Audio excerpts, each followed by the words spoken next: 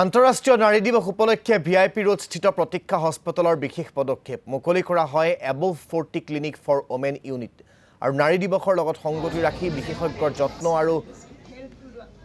পেৰিমনোপজৰ বাবে নিবিড় প্ৰশিক্ষণ প্ৰদান কৰা হয় এই বিশেষ ইউনিটত উদ্বোধনী অনুষ্ঠানত মুখ্য অতিথি হিচাপে উপস্থিত থাকে অভিনেত্ৰী মলয়া গোস্বামীকে ধৰি বহুকেইগৰাকী বিশিষ্ট ব্যক্তি।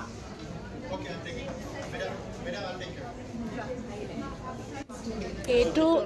আসলতে আন্তৰ্জাতিক মহিলা দিৱসৰ কাৰণে আমি এইটো এবাভ 40 ক্লিনিক এটা ওপেনিং কৰিছোঁ।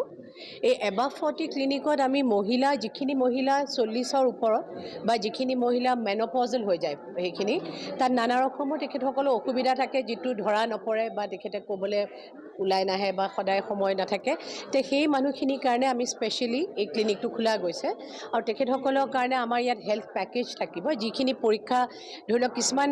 40ৰ ওপৰৰ মহিলাসকলৰ পেপস্মিয়াৰ মেমোগ্ৰাম এইবোৰ কিছুমান পৰীক্ষা খুব বেছি দৰকাৰ তেখেতসকলে কৰাটো যিটো তেওঁলোক খুব সজাগো নহয় বা গমো নাপায় সেইটো এটা আমি সজাগতাও আনিব খুজিছোঁ লগতে আমি এইখিনি প্ৰভিজনছো দিব খুজিছোঁ যাতে সেই পৰীক্ষাখিনি কৰি তেওঁলোকৰ নিজৰ স্বাস্থ্যৰ যত্ন ল'ব পাৰে আৰু এই বস্তুটো আমি এইকাৰণে যিহেতু আন্তৰ্জাতিক মহিলা দিৱসৰ লগত মিলাই পেলাই সেইকাৰণে আজি আমি খোলা ব্যৱস্থা কৰিব ওলাইছোঁ আৰু